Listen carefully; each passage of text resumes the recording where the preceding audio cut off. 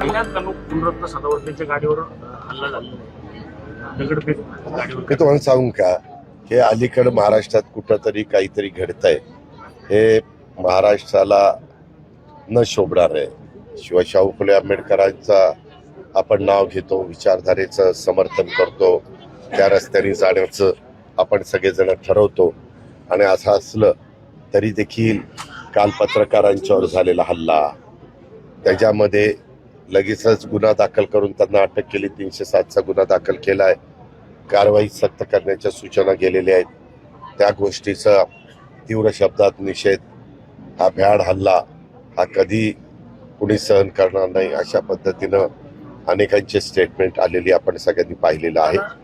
त्यामुळं ह्या ज्या काही वेगवेगळ्या राजकीय पक्षाचे किंवा काही राजकीय पक्षाशी संबंधित नसणारे पण संविधानाने प्रत्येकाला जो अधिकार दिलाय त्या अधिकाराचा वापर करत असताना हे जे घटना घडतात हे बरोबर नाही. शेवटी विचारांची लढाई विचारांनी करावी. हातामध्ये कायदा घेऊन ठोकशाहीचा वापर करून हे जर केलं तर शासन, आमचा पोलीस विभाग ज्याची चूक असेल त्याच्यावर सक्त कारवाई करेल.